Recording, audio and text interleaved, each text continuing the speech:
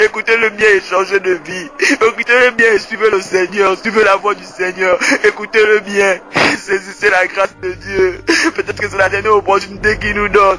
Le plus difficile, ce ne sera pas de mourir. Ce ne sera pas de voir quelqu'un d'entre nous être détaché de nous, mais de savoir où tu iras. Il y a 2 lieux de destination. Quel sera ton lieu de destination? Si Jésus revient à l'instant où je suis en train de parler, ou si la mort te prend à l'instant où je suis en train de parler, quel est ton lieu de destination? Par rapport à tout ce que tu poses comme action, tu n'as même pas le temps de demander pardon à Dieu. Toi tu es dans le vin, mais tu rentres ivre le matin, la nuit. Le matin tu t'élèves, tu repars dans tes occupations. Même pardon ne sort pas de ta bouche. Toi tu es là, c'est toi qui connais toutes les femmes du quartier. La fornication, de l'immoralité sexuelle, des drogues, de l'homosexualité. Sortez de la boisson, sortez du vin. Le vin que tu bois sur la terre là te rattrape en enfer, mais ce n'est plus le vin que tu boiras là-bas, c'est de l'acide. C'est de l'acide qui va brûler tout ton corps. Pardon, je vous en prie. Ne voulez pas au pied ce message. Asseyez-vous, écoutez-le bien. Écoutez-le bien et changez de vie. Écoutez-le bien et suivez le Seigneur. Suivez la voix du Seigneur. Écoutez-le bien.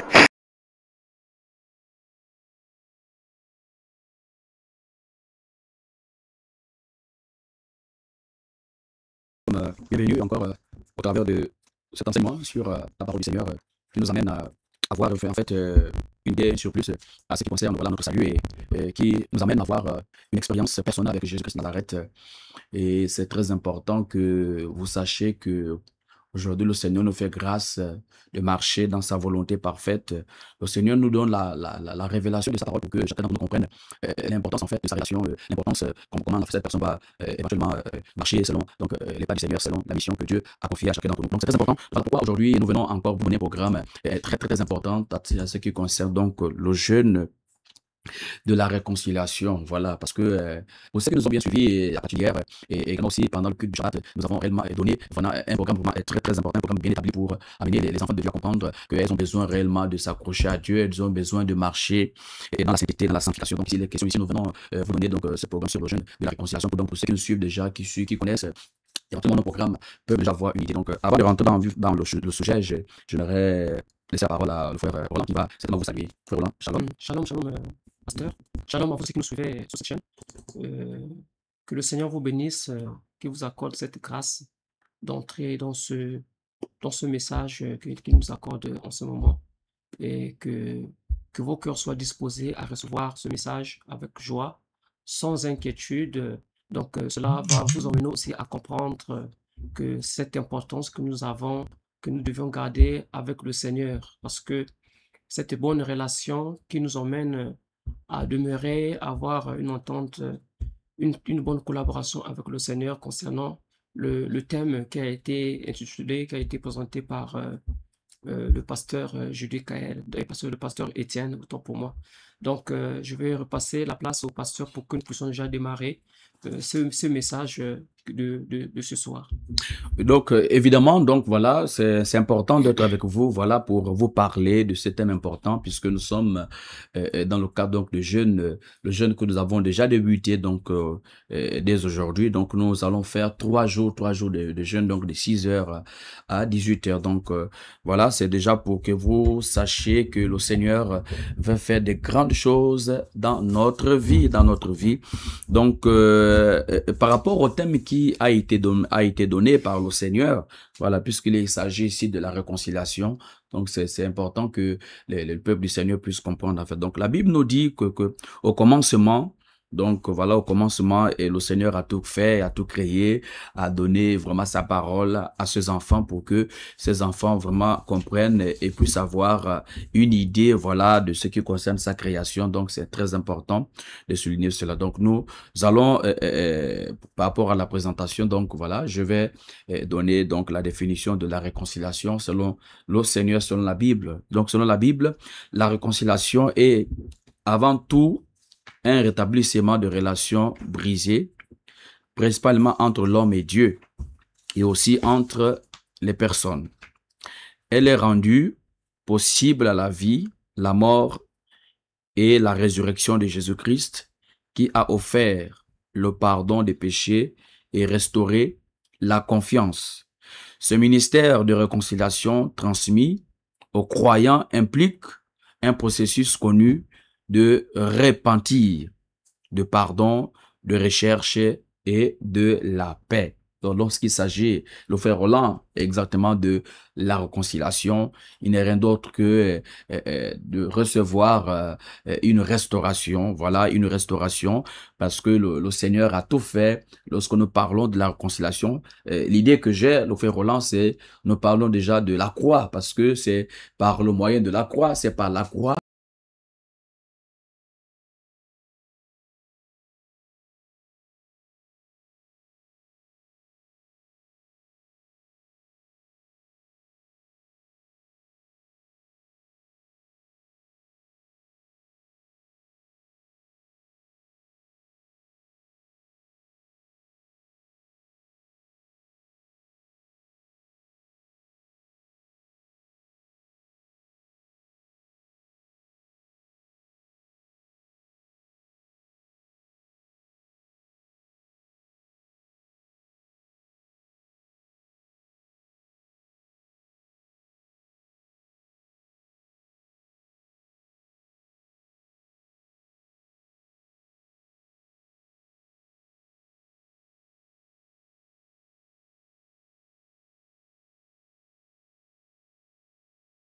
que le monde a été réconcilié, c'est par la croix que nous avons été purifiés, nous avons été restaurés. Donc, le Seigneur également vient rétablir, il vient rétablir la relation que nous avons avec lui, parce que déjà, comme je disais dès le départ, donc lorsque nous parlons donc du commencement, la création du monde, voilà, qui également va nous donner une idée. Parce que nous parlons d'Adam et Ève, de nos ancêtres qui ont désobéi à Dieu.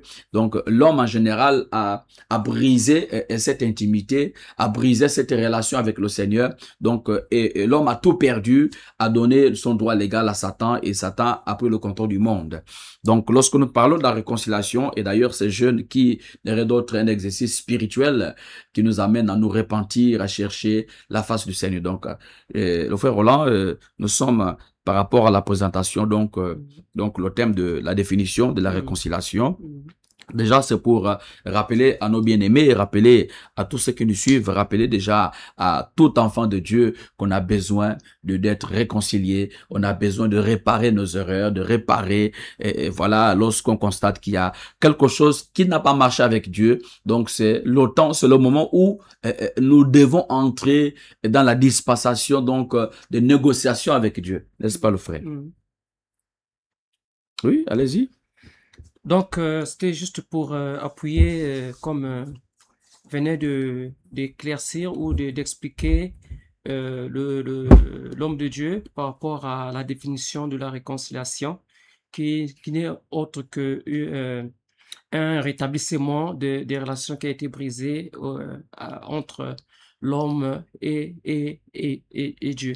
Et dans ce processus, lorsque nous avons essayé un peu de lire notre passage, que la réconciliation, ce sont les relations brisées. Nous avons par exemple, lorsque nous avons péché, lorsque l'être humain a péché, carrément, parce que le péché brise notre relation avec le Seigneur. Et l'homme de Dieu essaie un peu de nous ramener dans l'origine du monde, comment l'être humain, l'origine du péché, comment le péché a fait de telle sorte que nous puissions être éloignés de Dieu, et que par la mort du Christ sur la croix, Christ étant venu sur la croix, a pris la décision de donner sa vie pour nous qui sommes pécheurs, afin que nous puissions être réconciliés avec Dieu. Donc, lorsque nous parlons de cette réconciliation, c'est grâce au sacrifice de Christ, le sacrifice qu'il a offert sur la croix, qui a fait de telle sorte que nous puissions nous réconcilier avec le Seigneur, avec Dieu le Père. Parce que si ce n'était pas le sacrifice sur la croix, on ne devrait pas avoir une réconciliation. Donc, quand nous essayons un peu de comprendre par rapport au sacrifice de Jésus-Christ, nous voyons déjà qu'il a posé déjà un pas qui est très important. Il a déjà posé les bases par lesquelles que nous devions être motivés à le suivre, à comprendre que la grâce est déjà là. Pourquoi je dis que la grâce est déjà là? La grâce est déjà établie. Cette opportunité, la porte a déjà été ouverte pour tout le monde pour avoir l'accès au au pardon. Et que cette porte-là qui a été ouverte, c'est cette porte de la grâce qui n'est autre que la réconciliation. Maintenant, c'est quitte à nous seulement par rapport à une prise de conscience, de comprendre que Christ est déjà mort pour nous et que nous qui sommes sur terre, nous sommes dans le péché et que il y a une porte de la grâce qui est déjà là, de ce qui est à nous de profiter de cette opportunité d'aller vers Dieu, de s'humilier devant lui, de lui demander pardon afin que nous puissions être, que nous ayons la possibilité d'entrer dans cette porte. Il suffit juste de frapper à la porte, de frapper à la porte et que le Seigneur puisse dire, venez. C'est comme un enfant. Nous avons l'histoire de pasteur, l'histoire de l'enfant perdu. Et l'enfant, le fils prodigue. Le fils prodigue qui habitait avec son père et du coup l'enfant a dit que non, ma papa, moi tu me donnes la part de mon argent, moi je vais aller construire ma vie ailleurs. Et quand le fils est parti ailleurs pour mener une nouvelle vie ailleurs et il n'a pas réussi. Et voyant qu'il avait l'incapacité de s'en sortir, qu'est-ce que l'enfant prodigue a fait? Est obligé de rebrousser le chemin, de retourner vers le Père pour aller se réconcilier avec son Père. Donc, c'est aussi de la même façon, c'est l'exemple biblique que nous aussi, qui sommes actuellement, présentement, nous devions aussi poser ce genre de tact pour comprendre que nous, on a péché, nous avons péché, on doit retourner auprès du Papa afin qu'il puisse nous pardonner, nous reprendre. Donc, tel est l'exemple d'après la définition que je remets la place aux serviteurs de Dieu afin qu'ils puissent nous emmener par rapport à... D'accord, donc c'est très important, voilà, d'avoir une idée, hein, d'avoir une idée à ce qui concerne donc le sujet qui n'est rien d'autre que la réconciliation. Donc le jeûne de la réconciliation, vous devez vraiment prendre ces programmes au sérieux parce que cela en fait nous révèle qui nous sommes en réalité, parce que lorsque on sait qu'on a commis de péché, on sait qu'on a offensé Dieu en fait. Lorsqu'on sait que on n'était pas conscient de certaines choses, mais maintenant on doit avoir une prise de conscience en fait, parce que c'est le sens, le but c'est quoi? Se rétablir cette relation qui a été brisée en fait par rapport à votre intimité avec Dieu. Donc lorsque vous remarquez, vous constatez que votre marche, votre vie spirituelle, il y a des choses auxquelles vous savez que là vous étiez certainement quelqu'un très spirituel, quelqu'un très engagé, quelqu'un très motivé, quelqu'un vraiment très discipliné, mais vous allez remarquer qu'au bout de temps, un temps où il y a ce qu'on appelle un laisser-aller, en fait, vous ne prenez plus conscience de votre vie spirituelle. Voilà, en fait, vous négligez, il y a un sentiment de négligence qui a déjà pris possession de votre cœur. Donc, vous n'arrivez plus à être obéissant à Dieu. Il y a quelque chose, en fait, vous-même, vous savez, je m'adresse à quelqu'un vraiment ce soir, cet après-midi, et vous savez qu'est-ce qui se passe par rapport à votre relation avec Dieu. Donc ici, il est question de vous amener dans un programme de reconnaissance. Vous devrez savoir, parce que lorsqu'on parle du péché, lorsqu'on parle de la repentance, c'est reconnaître qu'on a offensé Dieu, c'est reconnaître qu'on a trahi Dieu, c'est reconnaître qu'on a renoncé à notre chrétienté. Voilà, on n'est plus vrai, on devient chrétien menteur, on devient chrétien fornicateur, on devient chrétien mafautiste, on devient quelqu'un qui perd les repères spirituels en fait. Donc voilà, voici l'occasion, mes bien-aimés, voici l'occasion que le Seigneur nous accorde, la possibilité d'avoir la vie, parce qu'il va restaurer la vie de quelqu'un. Ceux qui vont prendre vraiment ces programmes au sérieux vont recevoir la restauration venant du Seigneur. Donc c'est un processus vraiment très spécial qui nous amène à nous réconcilier avec Dieu. Donc ces jeunes-là vraiment va aider certaines personnes d'entre nous, voilà, pour comprendre qu'en réalité, on a besoin d'obéir à Dieu. Donc nous remarquons que selon Genèse au chapitre 3 ici, parce que on nous parle de l'humanité, on nous parle de la création du monde. Donc la Bible dit au commencement, le monde que Dieu a créé était bon et pacifique. C'était un monde où les êtres humains pouvaient vivre en communion et en harmonie avec Dieu et les uns envers les autres. Mais la désobéissance humaine a rompu la paix ce qui a été vraiment dégradé, ce qui a fait en sorte que les relations, donc la relation que l'être humain, que le monde pouvait avoir avec Dieu a été rompue à cause de la désobéissance selon Genèse 3. Donc lorsque nous lisons, on parle ici d'Adam et Ève en fait, parce que ce sont eux qui n'ont pas pu conserver cette relation, cette intimité avec Dieu, qui nous ont conduits vraiment dans un chaos total. Parce qu'à cause du péché d'Adam, le monde subit la condamnation, le monde subit le jugement. Voilà pourquoi le Seigneur, dans sa grandeur, en tant que Père, il n'aimerait pas voir ses enfants se perdre. Donc, il a envoyé son Fils en passant sur la croix pour nous redonner la vie. Et pendant que le frère Roland va nous lire ce texte, de 2 Corinthiens 5, 17, nous continuerons à donner quelques astuces. Vous pouvez prendre la Bible, nous lire le texte de 2 Corinthiens. Voilà, c'est le même texte déjà qui est affiché sur votre petit écran. Voilà, 2 Corinthiens chapitre 5 au verset 17. C'est très important que le Seigneur nous aide à comprendre ce texte et pour que chacun d'entre nous comprenne l'importance que Dieu, voilà, la grâce que Dieu nous offre de pouvoir tenir ferme au milieu de toutes sortes de choses que nous pouvons subir, au milieu de toutes sortes de choses en fait, de condamnation, de péché, et que Dieu nous aide à comprendre. Oui. Donc, écoutons la parole du Seigneur dans 2 Corinthiens 5, versets 17 à 21. Le Seigneur déclare dans sa parole, « Si quelqu'un est en Christ, il est une nouvelle créature.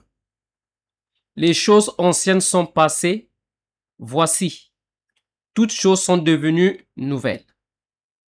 Et tout cela vient de Dieu, qui nous a réconciliés avec lui par Christ et qui nous a donné le ministère de la réconciliation. Car Dieu était en Christ, réconciliant le monde avec lui-même, en n'imputant point aux hommes leurs offenses. Et il a mis en nous la parole de la réconciliation. Nous faisons donc les fonctions d'ambassadeurs pour Christ. On peut s'arrêter là. Comme si Dieu exauçait par nous. Oui, on peut s'arrêter là parce que c'est très long et on va prendre juste quelques parties. Donc ici, 2 Corinthiens 5, 17 déjà nous révèle notre identité en Christ. Si quelqu'un appartient à Dieu, si quelqu'un arrive à renoncer à sa vie du passé, si quelqu'un arrive à marcher selon les principes, selon les commandements de Dieu. Si quelqu'un est en Christ, cette personne deviendrait une nouvelle créature. Donc voilà, les choses anciennes sont passées et voici tout est devenu nouveau. Donc ici, cela donne le reflet de notre appartenance en fait. Parce que la Bible dit si quelqu'un est en Christ. Maintenant la question est la suivante, est-ce que nous sommes en Christ? Est-ce que nous sommes réellement en Christ? Parce que vous allez remarquer que la vie des gens ne change pas, les chrétiens ne changent pas, certaines personnes sont dans les églises depuis fort longtemps, mais le caractère ne change pas, le comportement ne change pas, la personne est toujours pareille. Mais le texte ici, il est clair que si nous sommes en Jésus, nous devons éventuellement crucifier les désirs de la chair. Donc, si vraiment vous êtes en Jésus, je m'adresse à quelqu'un, vous qui vivez dans la fornication, ce n'est pas une façon de vous condamner, une façon de vous juger, non, mais c'est la vérité. Si vous êtes en Jésus-Christ, vous devez crucifier tout ce qui vous empêche de vous engager. Donc, quel est l'état de votre cœur? Quelle est votre identité en Jésus? Donc, si vous êtes en Dieu, si réellement votre vie appartient à Dieu, il y a des choses auxquelles vous devrez laisser, en fait. Donc, l'adultère, le mensonge, la fornication, la rancune, la haine, la jalousie, toutes ces choses-là. C'est ça que la Bible parle des œuvres de la chair. Donc, la chair ne peut plus continuer à prendre le dessus sur vous si vous êtes vraiment en Jésus. Et ce qui est encore intéressant, l'apôtre Paul va plus loin en disant que Dieu nous a donné le ministère de la réconciliation. Donc, écoutez-moi très bien. Nous sommes dans cette première phase de la grâce où Dieu permet au monde d'être racheté. Dieu donne la possibilité au monde de recevoir la plénitude de Dieu parce que le ministère de la réconciliation qui n'est rien d'autre que la grâce que Dieu offre à tout homme, en fait. Parce que chacun a un rôle à jouer dans la maison de Dieu, dans la présence de Dieu. Chacun a une mission d'accomplir. Parce que dans d'autres, lorsque nous continuons à lire, à partir du verset 20, 22, il dit qu'il donne les fonctions d'être ambassadeur de Christ. Donc, chacun a une mission. Nous faisons donc les fonctions d'ambassadeur pour Christ, comme si Dieu exhortait par nous. Nous vous en supplions au nom de Jésus-Christ. Soyez réconciliés avec Dieu. Donc, on ne peut pas être participant du royaume de Dieu. On ne peut pas être enfant de Dieu si on n'arrive pas à comprendre, à exercer le ministère de la réconciliation. C'est en d'autres termes, c'est que Dieu nous a donné le libre arbitre de choisir, en fait. Nous avons la possibilité dans cette grâce auquel nous vivons, parce que l'esprit de la grâce est encore là. Donc, il nous donne la possibilité de gérer, d'être connecté à lui, parce que à recevoir le ministère de la réconciliation, c'est d'exercer la mission de Christ, c'est d'obéir à Dieu. Ça veut dire que si lorsqu'on parle de la réconciliation avec Dieu, d'abord parce que à cause du Seigneur on a péché, mais il existe des péchés qu'on peut commettre contre Dieu, mais il existe aussi des péchés qui peuvent se faire entre frères et sœurs, c'est-à-dire il y a des gens, vous pouvez mal vous comporter devant votre frère, vous péchez. C'est-à-dire que vous pouvez offenser votre frère, offenser votre sœur. Donc ici, le Seigneur vous donne ce ministère-là de la réconciliation. Donc il n'y a pas de raison valable que vous êtes chrétienne, mais vous gardez la rancune en vous. Il n'y a pas une raison valable que vous êtes chrétienne, que vous avez du mal à exercer le pardon, à pardonner tous ceux qui vous offensent, tous ceux qui vous certainement, qui ont créé des choses dans vos vies. Donc vous avez le ministère de la grâce. Vous avez le ministère de la réconciliation. Donc, si vous mourrez dans vos rancunes, si vous mourrez dans vos péchés, c'est que vous n'avez pas accompli votre rôle, n'est-ce pas, le frère Roland? Parce que c'est vraiment, c'est ce qu'il faut dire à ceux qui nous suivent, qui certainement, qui vont prendre en cours cette émission, qui vont prendre en cours donc cet temps d'exhortation pour que vous compreniez que le Seigneur nous a donné le ministère de la réconciliation. Le frère Roland, par rapport à ce ministère que Dieu nous donne, donc à ce droit légal, voilà, à ce privilège, à cette grâce de pouvoir exercer la miséricorde, c'est-à-dire de rebâtir la réconciliation. Je reviens avant de donner la parole au frère Roland, qu'il donnera aussi certainement son avis. Parce que réconcilier, c'est établir une relation qui a été brisée, une relation qui a manqué d'amour, une relation de conflit, une relation de problèmes, de disputes, une relation endommagée qui doit être transformée par le ministère de la réconciliation. Donc, c'est pour appuyer le propos là par rapport à ce que l'Esprit est en train de me mettre à cœur, en disant que en fait, c'est un don. Hein? C'est un don gratuit que nous avons reçu du Seigneur, de recevoir ce ministère de la réconciliation. Donc, ce don-là, c'est une grâce que nous ayons recevoir ce ministère de la réconciliation. Parce que si ce n'était pas ce ministère, on ne connaissait pas comment on devait être. Donc, on devait être des êtres humains. On devait faire toutes les choses en désordre comme on veut. Mais le Seigneur nous a accordé cette grâce par son amour, que nous puissions avoir cette grâce de se réconcilier avec le Père, d'être de nouvelles créatures, de nouvelles personnes par ce sacrifice qu'il a donné sur la croix. Et que pour ceux qui ont compris que la mort du Christ nous emmène à vivre dans la sainteté, à vivre dans la sanctification, à vivre dans la grâce, c'est le moment que le Seigneur nous appelle à nous repentir, d'abandonner des choses du monde, d'abandonner le péché, de devenir, comme dit cette parole, de nouvelles personnes. Parce que c'est un don que nous avons reçu du Seigneur d'une manière gratuitement. Donc, c'est quitte à nous de prendre conscience que Christ est là, il est là pour nous, il nous aime énormément et que nous devions prendre conscience, d'aller vers lui, de s'humilier, de confesser nos péchés, afin que nous puissions recevoir la grâce, le pardon de nos péchés. Parce que, frères et sœurs, c'est le temps que le Seigneur nous accorde, c'est le temps que le Seigneur nous accorde, parce que après ce temps-là, il n'y aura plus la grâce, il n'y aura plus le pardon. Donc, c'est le temps que nous devions prendre conscience. Nous devions prendre conscience que le Seigneur nous appelle à la repentance. Le Seigneur nous appelle à nous réconcilier avec lui. Comme disait au départ son serviteur de Dieu, c'est un processus. Donc, chaque jour de notre vie, on doit mener une vie de réconciliation, une vie de repentance, une vie de confession, une vie de pardon. Donc, ce ministère qui nous donne, c'est un ministère de la paix. De la paix, à rechercher la paix au-delà de nous et la paix avec Dieu.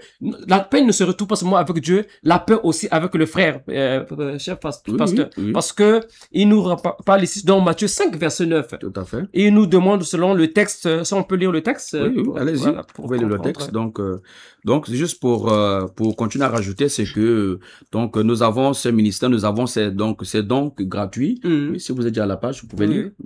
Donc dans 5, verset 9, le Seigneur nous déclare que heureux ceux qui procurent la paix, car ils seront appelés fils de Dieu.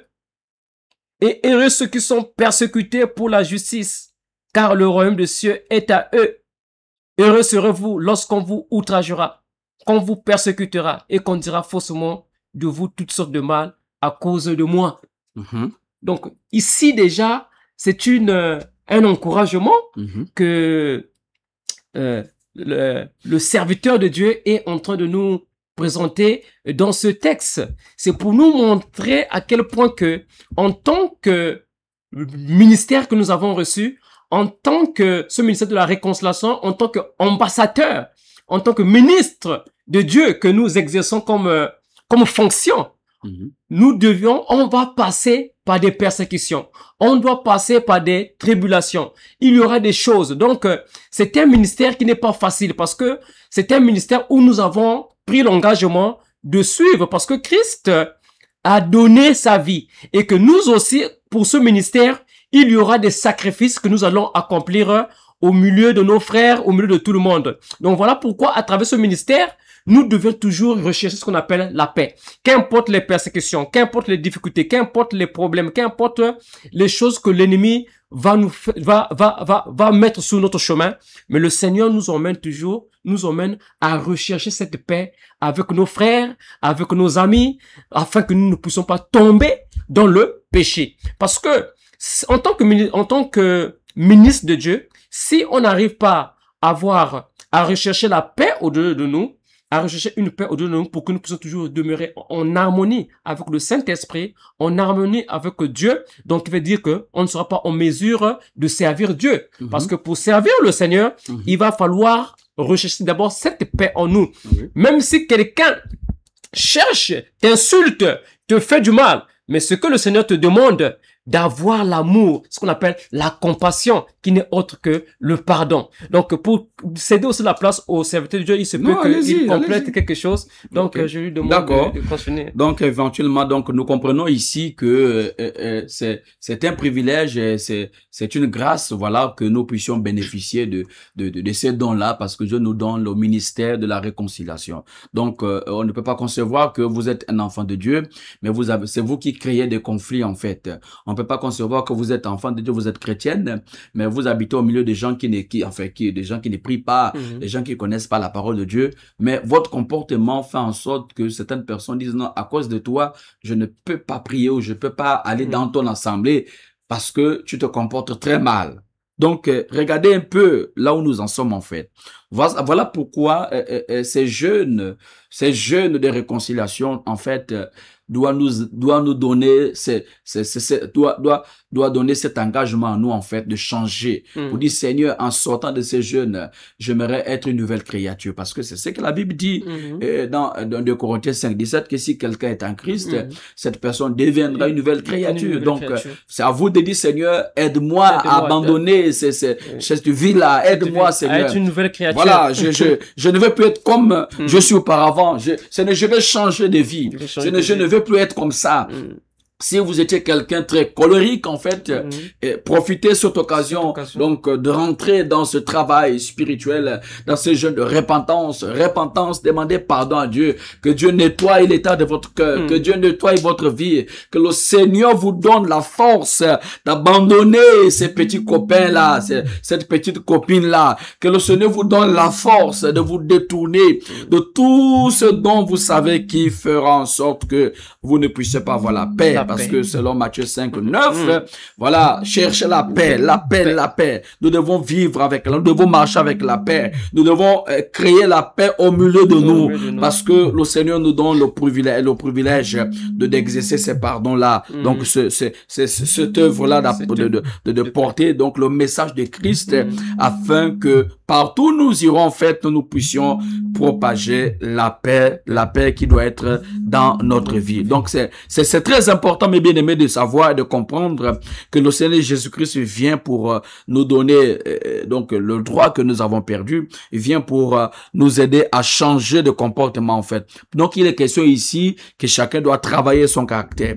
Chacun doit travailler son comportement. Chacun doit travailler sa façon de vivre, parce que le Seigneur veut réellement restaurer chacun d'entre nous. Donc, oui, allez-y, frère Roland. Il y a quelque chose que oui, le Seigneur me met à cœur. Et il dit que en tant que ministère, en tant que serviteur de Dieu, serviteur de l'Éternel, en tant que ministre, en tant que ministre de l'Éternel, nous devions recevoir le caractère de Christ. On doit marcher avec, on doit avoir le caractère du Seigneur.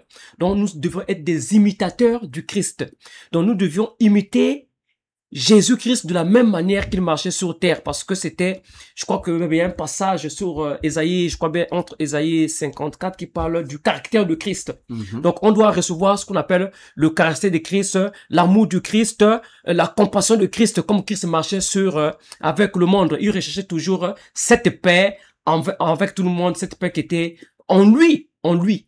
Donc Christ n'a jamais insulté quelqu'un, il s'est jamais battu avec quelqu'un, il n'a jamais insulté, même quand il a été persécuté, il a reçu des persécutions, il a toujours intercédé, il a toujours prié pour nous. Donc en tant que serviteur de Dieu, on doit recevoir ce caractère, ce comportement de Jésus-Christ. On doit marcher à la manière de Christ. Donc, le Christ nous demande de marcher à sa façon, de le suivre, de marcher dans ses pas. Comme il a marché, nous aussi nous devions marcher dans ses pas. Il a marché dans la foi, il a marché dans l'amour, il a marché dans la compassion, il a marché dans la miséricorde. Donc, nous aussi, on doit avoir ce don spirituel en nous, ce que la paix, l'amour, la foi que nous devions exercer envers nos frères, envers nos sœurs. Ça nous prend la peine de nous chercher. Nous sommes tous ensemble dans une même congrégation.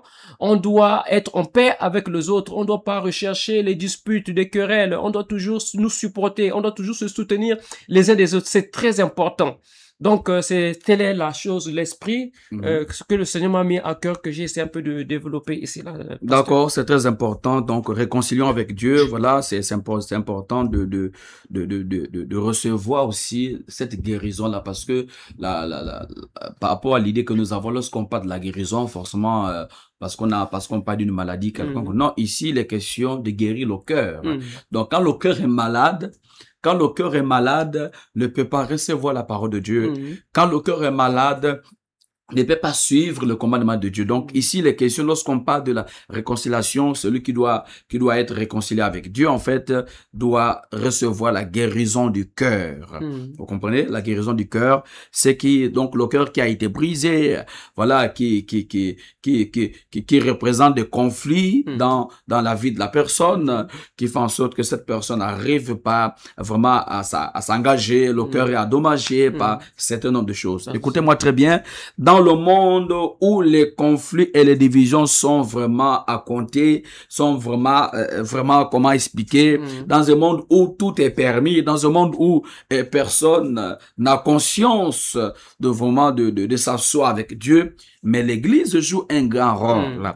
Le Seigneur appelle l'Église à être une communauté de paix, une communauté d'amour, une communauté qui exerce ce ministère de la réconciliation. C'est très important. Là où se trouvera la résurrection de Jésus, là où se trouvera le pardon que l'œuvre du Seigneur à la croix va accomplir, le pardon qui est le message qui amène l'Église à vraiment à rebâtir, à recevoir. Écoutez-moi très bien, l'Église joue un rôle capital dans ce monde. C'est nous qui devons apporter la réconciliation. C'est nous qui devons apporter le message, la paix. La Bible déclare que chercher la paix avec tous à laquelle, sans la sanctification, personne ne verra le Seigneur. Donc, on peut comprendre par là, c'est que quelqu'un peut se dire que je mène une vie de sainteté, une vie de sanctification, mais le fait d'avoir des conflits avec les gens, c'est que tu n'es pas saint en ce moment. Voilà, tu ne peux pas être saint parce que la Bible dit chercher la paix avec tous. Sans laquelle, sans la sanctification, personne ne verra le Seigneur. Donc, profitons de cette occasion de nous repentir devant Dieu, de chercher à nous réconcilier devant le Seigneur. Donc, frère Roland, nous allons avoir la deuxième partie de cette émission parce que il y a beaucoup à dire là-dessus. Donc, on ne pourra pas tout dire ici. Nous avons également 3 jours. Donc, ce qui sous-entend dit, c'est que chaque jour, nous reviendrons ici par la grâce de Dieu, malgré le délestage que nous subissons depuis un certain temps. Mais nous ferons un effort d'être là. Donc, pendant ces 3 jours, nous viendrons ici par rapport dans le cadre donc de cette exhortation, de cette plateforme auquel le Seigneur nous fait grâce de partager avec vous. Donc, nous ne pouvons pas tout dire, tout expliquer parce que le temps ne sera vraiment imparti. Donc, écoutez-moi très bien.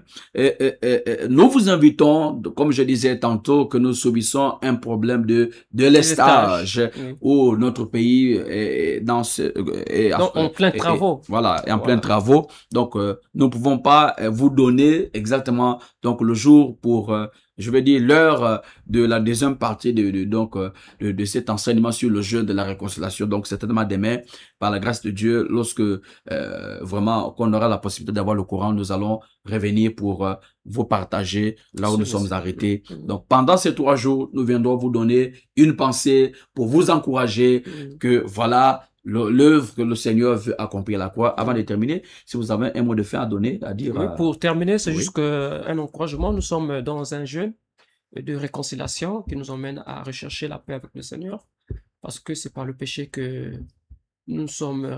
Le Seigneur s'est éloigné de nous. La voix, oui. Le Seigneur s'est éloigné de nous, donc on est là dans ce jeûne pour vous encourager à demeurer dans ce jeûne de réconciliation, à rechercher la paix avec le Seigneur, non pas seulement avec Dieu, mais aussi avec tout le monde. Parce que si tu aimes ton frère, tu aimes ta sœur, tu aimes aussi le Seigneur. Donc, dans ce jeûne, le Seigneur t'appelle à confesser tout ce que tu as fait comme mal, tout ce que tu as dans ton cœur. Tu libères, tu dis au Seigneur, parce que la grâce est là, la porte est ouverte. Donc, n'aie pas peur, n'hésite pas. Faut pas hésiter. Parce que le Seigneur aime ceux qui prennent des décisions. Le Seigneur aime ceux qui décident. Donc, si tu prends une ferme décision de donner, de présenter, nous savons que par notre propre volonté, on ne peut pas abandonner. On ne peut pas laisser. Mais Dieu, le Saint-Esprit, pendant cette période, va agir. Il va se manifester. Il va toucher les cœurs. Il va toucher les vies pour nous emmener à abandonner, pour nous emmener à être en paix avec nous-mêmes. Donc, c'est la seule chose que je puisse vous dire. N'abandonnez pas ce jeûne, continuez, persévérer. C'est juste un jeûne de 6 heures à 18 heures pile. C'est pas beaucoup. C'est pas un jeûne de 24 heures, là où c'est plus pénible. Donc, juste ces heures-là, vous êtes dans les heures de 12 heures, vous priez. À 18 heures, à 17 heures, avant de couper le jeûne, vous priez. Donc, il n'y a que ça que je puisse vous dire. Que le Seigneur vous bénisse. Voilà, donc tout est dit. Voilà, c'est à vous maintenant de comprendre que voici l'opportunité que le Seigneur vous donne pour vous racheter, voilà, pour nettoyer votre cœur. Voilà, voici l'occasion que le Saint-Esprit vous donne de vous racheter, de nettoyer votre cœur, de permettre que la parole de Dieu puisse rentrer en vous. Donc, avant de terminer, nous allons prier pour que le Seigneur vous soutienne Voilà, éternel Dieu Tout-Puissant, nous te bénissons, nous te glorifions. Que tous ceux qui vont respecter ces programmes de jeûne, de réconciliation, que tu les visites, Père, que tu les restaures, que tu les purifies, que tu les sanctifies au nom de Jésus. Seigneur, au milieu des attaques, quel que soit ce que l'ennemi referme, il a déjà échoué, Seigneur. Il a déjà échoué au nom de Jésus. Père, viens encore nous donner la force d'aller de l'avant, Seigneur. Viens nous restaurer, viens nous purifier, viens nous sanctifier, Seigneur, parce que nous avons besoin de toi. Aide-nous, Jésus, aide-nous, Seigneur, aide-nous, Seigneur, à marcher dans ta présence, dans ta volonté. Aide-nous, Seigneur, à t'honorer. Aide-nous à te suivre, aide-nous à te glorifier. Au nom puissant de Jésus-Christ, fais-nous grâce, Seigneur, de nous réconcilier avec toi. Fais-nous grâce de revoir notre état d'esprit. Fais-nous grâce, Seigneur, de changer de vie. Fais grâce afin que nous puissions nous accrocher dans ta parole, oh Dieu. Aide-nous, aide-nous, Seigneur, que toute la gloire et l'honneur te reviennent. Au nom puissant de Jésus-Christ. Amen. Donc voilà, donc comme le disait tout à l'heure le frère Roland, donc le jeûne c'est de 6h à 18h. Donc vous avez les heures de prière. Concentrez-vous, cherchez la face de Dieu. Vraiment, il faudrait que en sortant de ces 3 jours de jeûne, que vous ayez une nouvelle vie. Que vous ne soyez plus comme auparavant, que votre façon de vivre change, que votre comportement aussi change et laissez le Saint-Esprit vous guider. Donc voilà, on se retrouve demain si prêt à Dieu et que le Saint-Esprit vous garde et vous bénisse. Paix et grâce à tous. Paix et grâce. Amen.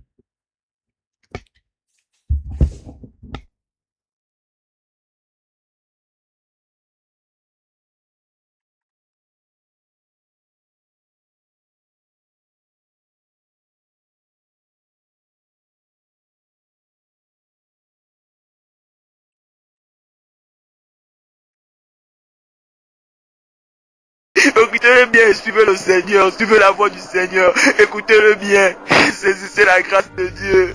Peut-être que c'est la dernière opportunité qu'il nous donne. Le plus difficile, ce ne sera pas de mourir, ce ne sera pas